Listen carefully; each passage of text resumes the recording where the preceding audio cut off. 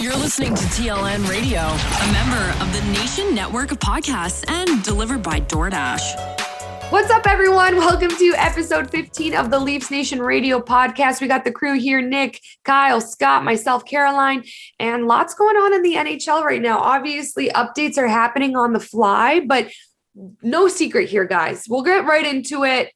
Maybe we'll do our songs at the end of the episode, but right now, the NHL is taking a break through holiday season. This is the Leafsnation Radio Podcast. You guys are all in Ontario. So if there are any updates that are happening in Ontario or in and around the Leafs, let's talk about it and how that affects hockey right now. And the fact that the Leafs are on a little bit of a hot stretch now and they got to take a break. Yeah, at least for right now, the Leafs kind of got a little bit lucky in regards to being away when the COVID outbreak happened for them. So there wasn't any initial ticket or anything issues over the weekend because they were in Vancouver and supposed to be in Seattle after that. So at least on the staff side of things, it's maybe nice for the Leaf staff that they at least have a few days to figure out the ticket situation, because that is, I think, the biggest thing in terms of the Leafs when they do get back to action is that it looks like they'll be at most 50% capacity, probably even less than that once they actually start playing games again after however long the break ends up being. They're supposed to play on the 27th on next Monday. We'll see if that actually happens or anything like that. That's a cross-border game, so I don't know what the case will be past that. But for right now, it'll be back to the limited capacity kind of strange feeling for games, which for the Leafs going from kind of full building, everything like that, to in a couple of weeks' time going back to half capacity is going to suck. But it's the unfortunate reality right now. Are Leafs fans, when you guys go to Scotiabank Arena, do you have to wear masks when you're sitting in your seat? Yeah, I mean, it's loosely enforced. It's like, I know at the Marlies games too, like they say have your mask on at all times, and then they just have somebody with a sign saying keep your mask on, but they don't really go too deep into it and really go that hard. It's the case where, like, if you have food or drink, you're allowed to have it off and stuff like that. Some people obviously just take it off and whatnot. I've seen and heard a couple of times people be reminded to put their masks back on when they're not eating or drinking or anything like that. But it's one of those things that it's really tough to enforce when you're somebody that's there. So we'll see what things are like. It'll be back to kind of socially distanced arenas and stuff like that. I went to a preseason game this year that was like that. And it honestly wasn't too bad. So we'll see about that. But again, we don't really know when the next game will actually be. So we don't know how long we'll be waiting to actually get that yet.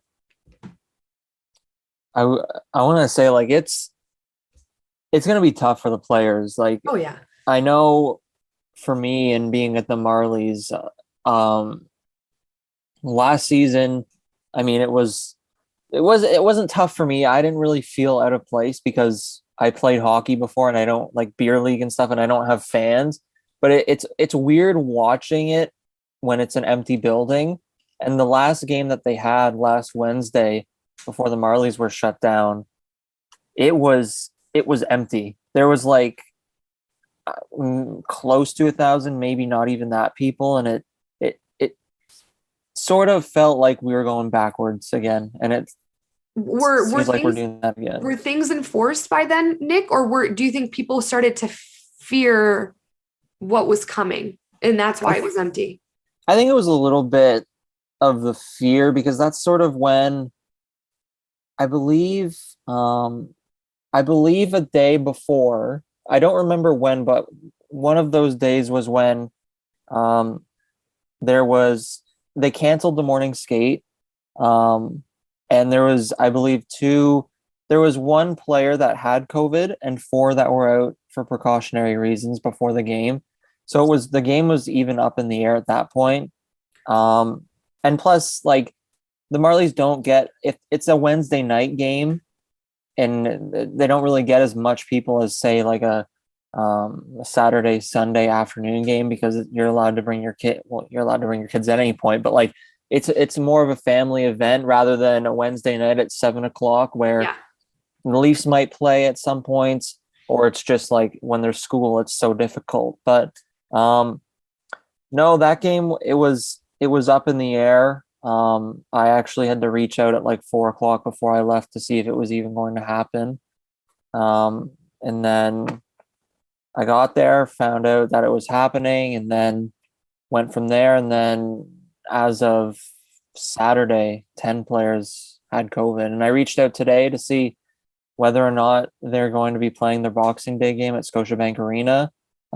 As it looks like right now, I don't know. You go on the Ticketmaster for it, and there's no seats available. So I think that's still in the air as well.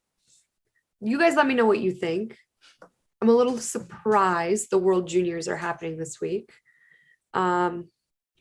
Obviously, I think the latest that I've read is that the players have been tested. Everyone's tests have come back negative. But there is obviously COVID everywhere. In Edmonton right now, even 2 more players on the Oilers have been put on COVID protocol, which are Legason and Nurse, I believe. It's here. The World Juniors are going to be here.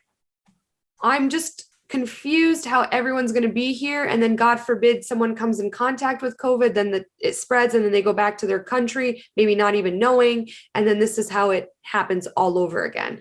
I don't know if the NHL will be going to the Olympics. I think that that's like kind of really likely at this point. I don't understand the World Juniors happening, but maybe that's a game time decision as well. But I don't know. What are your guys' thoughts? Sorry, go ahead, Scott. Is it a bubble this year, or is it just like pretty relaxed as far as like regulations? Okay, yeah. Did they transition into a bubble? They might have the ability to do so, but I do know that like Group A's in Edmonton and Group B's in Red Deer or something like that. So they're in 2 different places as well. So yeah. I don't know. But for right now, they've canceled some of the pre-tournament games. They were supposed to start today or tomorrow, one of the two. They won't have any pre-tournament games before the 23rd. So we'll see if that ends up happening, see what happens with any of the schedule and stuff. But yeah, I don't know if they have the ability to transition into a bubble. I know that at least for like Team Finland, for example, one of their star players, Aatu Raatu, was supposed to be a big part of their team. His team in Finland ended up having COVID, so he's not able to go. So that's already one team that's had basically the first line center already unavailable to them due to COVID. We saw some of the stuff last year with COVID and stuff. Germany against their game with Canada, of course, the 16-2 game or whatever it was. Yeah. That was because a lot of their team was dealing with COVID and stuff. So we'll see what ends up happening. We know that the World Juniors are a massive moneymaker for Hockey Canada, so they'll do everything in their power to make it actually happen, and obviously safely, of course. But I think the big hurdle is that everybody's already over in North America, to my knowledge.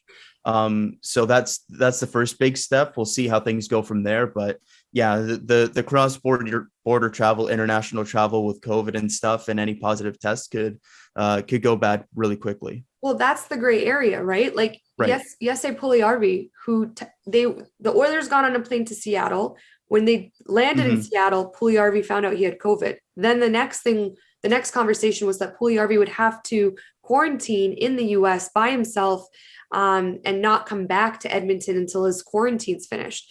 Apparently they got him back here in Edmonton. He's at his home, which obviously any human being would want to come back to their family, to their home. That's where there's that gray area where it's like, is that even fair to the players to put them in that position where it's like, go to another country, and if you end up testing positive for COVID, which a lot of people here in Alberta are, you have to stay here for 2 weeks. I mean, I don't know. It's just with everything going on, sometimes I'm like, just shut everything down for a few weeks, let it, calm down. Everyone take their safety measures properly. And then once it starts to come, on the downhill again, then bring everything back. But it's just bad timing, because what are they going to cancel? Like the World Juniors 1 week before? It's just such a gray area. I don't know how I feel. It's just, it's unfortunate we're in this position again, Yeah. You could delay it like further down the road this season. Obviously that kind of sucks with like all the teams that have players in the tournament, because that it kind of works around the schedule. Like there's no WHL or OHL or QMJHL games going on right now. So it works well that they don't miss as much time in those games. I don't know what the hockey schedules are like in Europe, but like that just might have to be an option where it's like, okay, maybe we aim to have this in March or something. Yeah. Instead. It says the IHF said that they've paused ticket sales, but as of Friday, there was 90% of the tickets sold in Edmonton. So, I mean, that's going to be... Those would have been long gone. Yeah. Yeah. So that's And going to it's be... also, it's interesting because, you know, obviously I'm a hockey fan, but I probably wouldn't go to a World Juniors game right now here in at Rogers Place, knowing that COVID's kind of on the high. And no matter how much I enjoy watching hockey, especially live hockey, and I want life to go back to normal, I would probably want to consider myself more on the safe side of not, you know, getting COVID. So if it happens, you know, maybe it's even the case where not a lot of people are even going to want to go. And that's where I feel for the players. It's where I feel for the players, because I don't know, you can't speak for every single one, but there's got to be that fear or that, you know, big question mark of like, if I get it in Alberta, if I get it in Canada, am I stuck there? Am I okay? And then what if you get it and then you go back to your country, you find out you get it? Just, I don't know. Yeah, and even on the players front, of course, this is a tournament that's capped at a certain age, and so most players have one, at max two, for most players, opportunities to play at this tournament. And for a lot of players, either they've missed opportunities due to COVID. There was a player on the United States, Thomas Bordeleau. Last year, he missed Team USA because he was a close contact. This year, he misses Team USA because he actually has COVID. So that's a player that's missed 2 lifetime opportunities to play for his country at a major tournament. Last year, he would have been a gold medalist, but misses it because of COVID and stuff. And then you factor in the fact that the players that do get to play, at least last year, had to do so in empty buildings and didn't get that classic World Juniors experience. And it's looking like this year, if the tournament does go ahead and everything is okay, it'll be at most limited capacity things as well, which is just brutal for these guys who have worked their entire careers to this point to represent their countries on a big stage like this, helps out their careers a ton, makes a name for themselves, and don't get to really experience it to the full extent that you normally would. Freaking COVID. Life needs to, like we were saying offline, life eventually needs to go back to normal. If in a perfect world, everyone remains healthy, everyone remains safe, and we figure out how to go back to a normal day-to-day life. But that's going to take some time. Obviously, I agree with Scott. I wouldn't mind postponing it. You know, it might not be the regular way of doing things, but for the last 2 years, nothing's been the regular way of doing things. So just to keep everyone, you know, safe and to have the most optimal experience for even these athletes, Kyle, to what you were speaking to play in front of fans, to get that opportunity to play in a World Juniors with that age cap, you know, it would be maybe the best thing to postpone, but that's a lot of legwork for whoever's canceling and rescheduling. So I feel like exactly like you said, they're going to do everything they can to make it a go, but I don't know, because, you know, if the NHL is doing a little bit of a break, that's serious, because the NHL is the last one to do that. And what I will say is that in terms of postponing, Hockey Canada and the IIHF both have recent experience of doing it. The Women's World Championships last year were originally supposed to be in March or April. I can't remember exactly when it was, but it was supposed to be in kind of early spring and out in Halifax. They ended up canceling it at the beginning, and then with backlash ended up rescheduling the tournament for mid to late summer and ended up having it in Calgary. So it is something that they do have some recent experience having done. So we'll see if that is something that they maybe entertain as it gets later in the week. Maybe there's cases on certain teams and stuff like that kind of push their hand. But I think it's going to be a big couple of days, because World Juniors is a big tournament for TSN. It's a big tournament for Hockey Canada. And so there's a lot of big players that are going to want this to go ahead. And so it's going to take a lot probably for it to not, especially this late notice. A lot of moving pieces for sure. Do we think Michelle's going to the Olympics? No chance. I mean, I heard, I don't know who said it, but somebody was, I don't know if it was Elliot Friedman who put out in his 32 Thoughts that he spoke to a player, and the unnamed player was like, well, the Russians are going to go. So, I mean, maybe Ovechkin goes and maybe some of those guys go, but I don't know that. I think there is a question of like how many people have to say no for them to say nobody's going. Yeah. I think that could be something as well if the PA and the NHL both agree on something. Because this is NHL involvement in the Olympics is something that they kind of put into the CBA when they kind of talked things over last time before COVID and the restart and things like that. So it is something that they're supposed to go and do. But yeah, it's just when you factor in the current state of COVID and the NHL, I think it's like 15% or something like that are currently in COVID protocol, which is insane to think about. But you factor in going to Beijing and the very, very strict quarantines that are there if you do test positive or anything like that. And so it's just a situation where there's all these risks for going over to do it.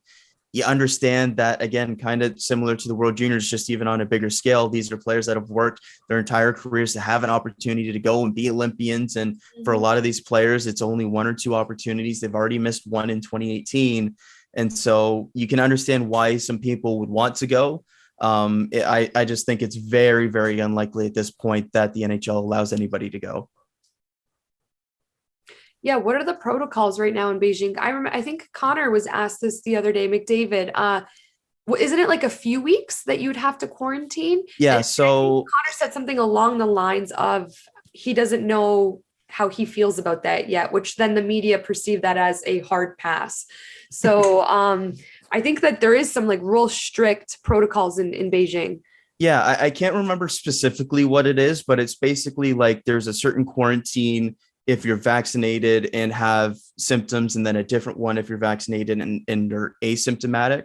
But if you're symptomatic, I think it's like up to like 4 or 5 weeks that you could potentially be stuck there, which is a really, really tough situation. So yeah, it's something where obviously you hope nothing happens and stuff, but we know with everybody traveling from all over the world that even with it being in a bubble, all these things, somebody will be carrying it and have it there and things will happen. And so for the NHLers, it's the risk versus reward. We already know Robin Lehner has said that he won't be involved, even though he would be probably Sweden's starting goaltender for a team that has a shot at a gold medal, citing COVID concerns, mental health, all these things.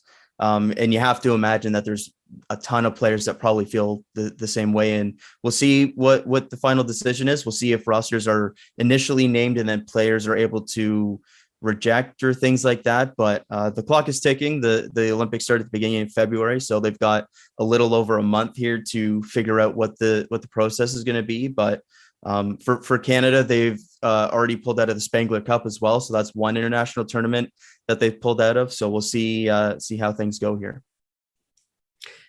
Oh, what a mess. What a mess. I thought that gotta love it. Our podcast episode would be different. It was funny. I was on the weekend. I'm like, what are we going to talk about? This is so sad. No. The last game the Leafs played was when you guys beat we beat the Oilers 5-1. Was it 5-1? Yeah, I think so. Yeah. And so I was just like, it's crazy. It's crazy that that's the last hockey game. At least that's a decent game to go off. Honest to God, they ended on a high note. It's just and like it was good timing for them as far as like injuries and stuff like that. Cause I remember people don't know this because I haven't had an opportunity to write an actual article yet, but I've started a series where I like break down the Leafs opponent going into the game and do like a whole like looking at the other team and how they match up against the Leafs, like line by line, who the Leafs should match up against. So I was doing one for Vancouver and I was looking at the Leafs lines and obviously they'd never had like line rushes since Edmonton, so we don't know what they actually were, but Daily Faceoff had Pierre Engvall as the second line center. Yeah, I don't know how that would have went. So it's probably a good thing that we are waiting until the players come back, or at least, and like maybe Mitch is back by the time we actually get games going again. That's true. So, it's a little silver lining, right? Like, yeah, if you're looking for one, that could be it. And I will say that I do kind of love those chaos games where you get random players in like weird positions. Like Garrett Sparks won a game last night. Like, who thought that would be happening? So like I do kind of like those things. Yeah. Oh, I mean, like that one game against Ottawa early in the year where we had Alex Bishop as our backup. I was I was there. I was at that game. I was secretly rooting for like the Leafs to get blown out early on by Ottawa so that like they'd have to bring in Bishop just so that he'd play for a little bit. Well, if they scored the empty netter there at the end, he might have got in a couple of seconds, but Mitch missed the net on that one. So. Friggin' Mitch Marner. Can't score. No Mitch Marner slander on this podcast. Boys. I'm kidding. There's I'm no kidding. games that we're still fitting it in. Right, I know. It's so funny. One thing I will say is it's very impressive to see, because this is kind of like, obviously I was here in Edmonton last year, but during COVID, which is interesting because here we are again. But the arenas weren't like packed. And now when I was watching the Leafs play the Oilers, it's interesting to see how many Toronto Maple Leafs fans are here and how they are louder than Edmonton fans. But when you go and watch a game in Toronto, I swear to God, you can't hear the fans sometimes. You're just like, it's so interesting. But here they were loud, and what a game for the Leafs to come out. Austin Matthews really did his thing. And I'm sure there's like a little added cherry on top to do it in front of Connor McDavid when you've got like Draisaitl and Connor and Austin, who are obviously all in the conversation for the league's best. So it was a big game for the Leafs. And we said, well, you guys said for sure that it'll be a high scoring game, but the Oilers couldn't get too many pucks in the net. But other than that, the Leafs did a solid job. Well, I mean, I think the reason for the fans is because the Leafs fans in the Oilers arena were wearing jerseys, not suits. Yes. Yep. That's probably a big reason. There was one game I took my dad to a few years ago now. It was against the Kings, and I think we lost like 7-1. That was one of the reasons this happened, but also like some Leafs games, it's like you don't hear anyone cheering. And we're used to Toronto FC, right? We're like, in the first few years of the franchise starting, it was the worst soccer you'd ever see, but like fans were fans. Do you remember, Kyle, where like they'd throw like the first goal they scored, they threw all the seat cushions. It was great. The seat cushions, beers were thrown at players on the corner flag. Like my dad and I are used to that. Like we're soccer fans. And then that game, my dad fell asleep during the third period. I had to like wake him up. I'm like, Dad, he's like, no. He's like, sorry, I'm sorry. Tough. He's so cute, but you know, he has his own landscaping company, so he works like really hard outside. So I can understand he was a little sleepy, and the Leafs weren't playing well, and no one was cheering. I understand it's like a recipe to fall asleep, but ever since that day, I'm like, man, do some of these fans need to be like injected with energy? But yeah, you didn't see that here in Edmonton, and I think one thing that really pisses off Oilers fans is the fact that the Leafs fans are louder than them, and when Toronto wins in Edmonton, the Leafs fans like freaking out. Yeah. And it's been happening. Like, what is it? 3 straight road games in Edmonton, the Leafs have won or something like that. Like, yep. Well, technically, the last time they would have went was that 3-game stretch where they swept them and held them to 1 goal. So I think it's almost like 4 or 5 at this point. Because I think they split the other road games when they were over there. But that one was even like an OT. Like I remember them saying on the broadcast that I think the Oilers have only won like once in Edmonton since like Matthews joined the Leafs, I want to say. Because the only time I can remember the Oilers beating the Leafs in Edmonton since McDavid took over was his first season. And I only remember that because Eberle got a hat trick that game, and I was mad because he got the hat trick on the empty net goal from a pass from McDavid, who also could have got a hat trick, and I had McDavid in fantasy that year. Your guys' memories kill me. I'm what? I actually remember the game you're talking about as well, like the Kings one, because that was also the night that Trump got elected. See, I don't remember anything. I'm even like, was it 7-1? Was it the Kings? Like, I'm just kind of literally went with my gut, but I would have to go back. If I was like saying it in a more official area, I would have to do my homework. But my memories, and Nick, I know that you're with me. I'm not alone.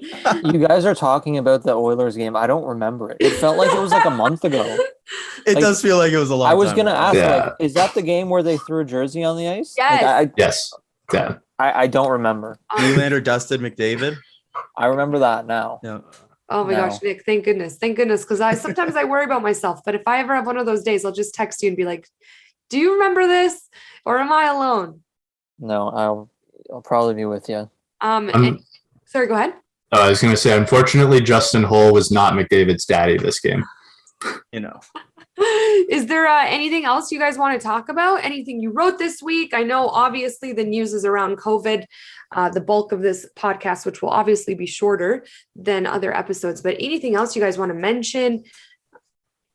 So I finished school last week, which was fun, or at least How was for the the exam? semester. It went well. We'll see how the mark goes, but I feel pretty good about it. But me being a normal person decided to then write 8,000 words about Leafs prospects last week. Cool. So over on the Leafsnation.com, you can find my updated winter 2021 Leafs prospect rankings. Every prospect in the organization, so all 34 of them. So a long project that I've been kind of piecing away at for a little while, but happy to finally put that one out, so you can check that one out. Awesome. A lot of work went into it. Got some good feedback on it. So yeah, feeling pretty good about that one. Good, Kyle. Yes. Good. Well, you must have had a lot on your plate with school and then that. Like, good for you. Yeah, it was a long project, but I've wanted to do a full rankings for a long time, so it was nice to put that one out there. Okay, But, everyone go check it out. Good for you, yeah, Kyle. it was a good one. So there's that one, and then earlier today also the weekly prospect roundup. So if you want just a smaller condensed one of just like the news of the week, there's that one as well. Yay. If we're sharing stories, I put out a You had a nice one, yeah. one today. Do you I'm sure, Caroline, do you know who Curtis Douglas is? Yeah. I saw your article. I saw it. I Okay. have yet to read it, but I saw it. One of the tall, I think if he makes the NHL, he's like alongside Zdeno Chara for the tallest player ever to Yeah. play, which is crazy. But yeah, I put that out. That one's really cool. I was gonna say we have to talk about Spider-Man No Way Home if everyone saw it here. I have. I'm not a superhero guy. I'm sorry. Me- Are you kidding me? I know. I'm sorry. Like, you're not even a Spider-Man guy, because even if you're like, No. okay, That's I'm why we're not- wearing red today. I'm the same. I don't watch any Marvel movies. I don't watch any the bat, like even like that Joker movie scared the crap out of me. I don't know, like The Dark. I don't like that. And also, what's that movie? I fell asleep during Transformers in the movie theaters, which is probably one of the loudest movies I've ever like fell asleep during. But yeah, that's not my kind of movie. I'm more like rom-coms and That is sappy movies. it has its romance and it's yeah, funny. yeah, Spider-Man, team rom-com kind of stuff. Was it so like I don't get it because we've all seen the first Spider-Man. So how many more chapters of Spider-Man? Like, where is this one at now? Do we spoil it? Yeah, Do you guys want? I love Oh, spoilers. put major spoiler warning. Yeah. Yeah. You're gonna have to put that in the description. Mhm. Okay. Scott, do you And want to then- go? So like technically, based on how this movie ends, we now know that this entire like trilogy of movies with Tom Holland is actually an origin story. It literally like it just builds up to the character that like we usually know about halfway through like the first movie and like previous iterations. I know like some stuff I've heard, apparently like they have plans for another 3 with Holland at least. I heard in the past they had plans to do 9 with him. Well, yeah, 3 in high school, 3 in Make college, that 3 money. as like adult life. Yeah, but I don't think Tom Holland wants to do that. He's already starting to seem like he's been there long enough that he wants to kind of get out. But I mean, also the beauty with superhero movies is you can just like you don't even have to like recast the hero. You can just have a new character be the hero. Like we're starting to see now with Falcon being the new Captain America, stuff like that. But I'm not a fan of that. You know what's bad? You guys just had a spoiler alert, and I don't know what any of that means. So okay, so basically what happens in the movie is that basically in the second one, at the end of the movie, the whole world finds out that Peter Parker is Spider-Man and his face is all over New York City. Okay. So then in the third one, do you know who Doctor Strange is? No. So he's basically like this wizard and can do anything you want. Benedict Cumberbatch. We can just refer to him as Benedict Cumberbatch. Basically, Peter Parker is like, hey, like I want everyone to forget that I'm Spider-Man. And he's like, well, blah, blah, blah, I can't do that. And then he's like, well, you're going to do it. And then I don't remember how the heck, like my memory's bad, but he does this spell. And what happens is a bunch of dimensions open up, alternate realities. Cool. I guess. Here, I was going to say I can like fill in the details there when you're done. There. And then basically all villains from other Spider-Mans come into this dimension and this reality, and all the Spider-Mans from other dimensions come into this reality. So it's basically he's fighting all of the old Spider-Man villains, and then eventually at the end, Peter Parker's friend has Benedict Cumberbatch's ring, and he's like doing spells as well, and they're trying to find Peter Parker. So they're saying like doing a spell, and they open up like a portal, and they think it's like the real Peter Parker, but one Spider-Man comes through, and it's the one from the Amazing Spider-Man, and then they try it again, and then Tobey Maguire comes through the portal, and it's like those two are just in the house, and then they fight the villains. I had no idea Spider-Man was like wizards and stuff. That's the MCU for you. Yeah, that it's like I with the past three, like I didn't even know, like before I went to see it, I had to watch all of the other ones, like the first and second one, and they're like compared to the Amazing Spider-Man and the first Spider-Man trilogy or films or whatever, it's very like into the Marvel universe, and like there's a whole bunch of people like Iron Man and that's a bunch of other people. Well, that's how it kind of like sets it up now, I think, for like the next movies. Is so like to also like add to the spoilers at the very end. So actually to expand on like why the alternate dimensions, because it does get to the point I'm trying to get at. So like the reason why the dimensions all like go crazy because of the spell he's casting is because as he's trying to cast the spell that makes everyone forget that Peter Parker is Spider-Man, Peter tries to interject with like, oh, like what about, you know, my girlfriend, my Aunt May, my best friend, like they all know. It causes it to disrupt the spell, and then the reason the villains come in is because then it's everyone who knows Peter Parker is Spider-Man from other dimensions then comes into that dimension. Crazy. So the whole point of it over the course of the movie is to show that like he can't be living two different lives like this, so he has to either be like keep the two identities purely separate or like fully embrace being known as Spider-Man as Peter Parker. So it ends with, in order to get everyone back to their dimension, Peter tells Strange to cast the original spell, except not make any exceptions because, well, it helps that his Aunt May also dies in the movie. Spoiler. After he says it. Well, like we already know. I think we put it. Yeah. We'll have to put in like when the normal conversation starts again after this. People skip over. What's this Spider-Man movie called?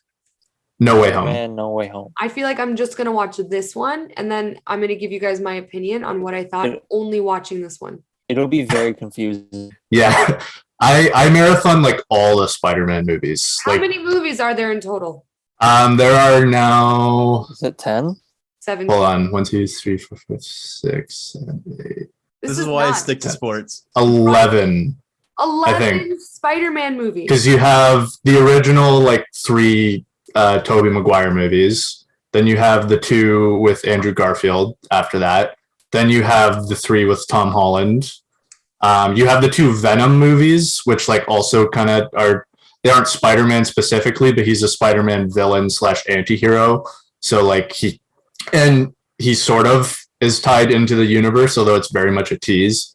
Because like at the end of his second movie, there's a post-credit scene where he is one of the people that goes into like Tom Holland's dimension.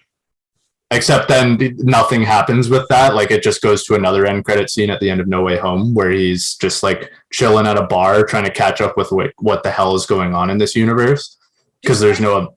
Do like Spider-Man fans get annoyed at this? Like 11 movies to keep up with. Like at some point it's got to end. You know what I've found is that I've watched Endgame, I've watched Infinity War, I've tried to watch a bunch of other Marvel movies.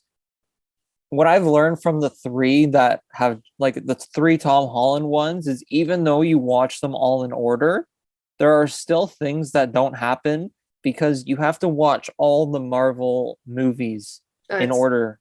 And then you once something that happened at the end of the first one, in the second one, they're already at this other part. And I'm like, okay, what the heck's going on? Yeah. And it's just and now they have the TV shows as well that will also have stuff that carries plot that you have. See, for me, I'm just a big sucker for this kind of stuff. And it's just really, because it's just this massive puzzle that you just kind of have to keep connecting the dots and figure stuff out for yourself. And try and catch up with it. But yeah, it's at this point, it's a lot to get into if you're just getting into it now. It helps that when I started getting into this, it was 2016, I think, when I really got into it. So there weren't as many movies to catch up on. And then it just became watching stuff as they were coming out. Yeah, that's way too much of a commitment for me. Way too much. I'm good with giving you guys a song a week. And sometimes I'm like, what do I pick? But if I had to watch 11 Spider-Man movies, it would take me a year. I just stick to my 90 Day Fiance. When Ozark comes back, I'll binge watch that in a day. I like that stuff. But to watch 11 Spider-Man movies, and one of those movies probably where you really have to pay attention, I don't know if I could do it. Just wait till you have to sit in the movie theater after the movie's done for 15 or 20 minutes to see two scenes after credits. You literally have to sit there and watch everyone's name go through once, and you're like, okay. Mm-hmm. And then you're sitting there and you're you see a scene, and this one was, like Scott said, Venom. And it's just what happens at the end is he gets zapped, pulled back into his own dimension or wherever he's from. But he leaves I don't know what it's called, but symbiote, the Venom symbiote. Yeah. He leaves it. He has a drop of it at the bar. So that's obviously means that Venom's going to be in the next Spider-Man or whatever. Who knows? And then you sit there and for me, I don't watch a lot of Marvel. I do, but I don't. And I'm sitting there waiting for another post-credit scene, and it's 10 minutes, 15 minutes. And then it comes on and I'm I don't even know what that was. I don't even know who that is on the screen. There was a trailer for the next Doctor Strange movie, which also kind of bugged me because I don't like it when they make the post-credit scenes trailers. It just feels a bit cheap. But see, I actually don't mind the credit part. Not that I watch it, but for me, it's a good way to catch up. Because obviously you don't look at your phone while you're in the movie theater. So you have a shit ton of notifications. So it's a good way to go through that and catch up on all that while it's going through the credits without having to get up and start moving while doing that on your phone. Also, I found if I'm with friends, we'll have a game where we'll try and see who can spot the other person or their, for me, I look through the credits and see how many times I can see Scott in the credits. I usually win because it's a pretty common name. One thing I will say, the last thing on it is if there's another one that comes out and it has as much hype as this one does, you guys have to go see it, especially in the movie theater, because have you guys ever been in a movie theater when it's full and it's it's a big hyped movie? The movie theater is my favorite place. I love when I experience VIP. I'm this is the thing to do for me. VIP, eat, watch a movie when it's packed and it's a good movie. It's my favorite thing to do, but I haven't done it really since COVID. Yeah. But it's you have my word. If there's another one that comes out and it's super hype, I won't commit to watching the 45 other ones, but I will go see that. I will go and see that one. And I'll read the Coles notes of what to know. I almost want to have you watch Endgame and just Endgame without any context of the 22 movies prior to it. But if So I feel like that'd be funny. if I'm like confused, I'll just check out. Like again, I fell asleep during Transformers, and then my friends were like, True. "What is wrong with you?" And I'm like, "It's boring." And I fell asleep. Like it's like noises and things, and I'm just like sleeping on my like on the chair. But yeah, I don't know. Those movies don't do anything for me. But again, also like I haven't seen a movie in a long time that's not on Netflix. So maybe I just need to give it a shot in the movie theater. Like, I will say, to go off of Nick's point about like hyped up movies, though, is like the actual environment in the movie theater is fun. Like it's like a friggin' sports arena with like how much people like cheer when like people come on screen or they do I saw stuff. Deathly Hallows Part 2 first weekend, so I do know at least a little bit, but there's no movie theater in my hometown, so it's not really something that I ever really did too much. Yeah, like I guess for an example that's not as much of a spoiler at this point, but in Avengers Endgame, the scene when Cap picks up Thor's hammer, which is like something that had been built up over the course of like all the movies, because it's all like you can only lift it up if you're worthy. So for a while only Thor could. So like it was just like this thing that had been teased and hyped up. So when it happened, and just the whole theater is just like up, like cheering, like getting pumped up.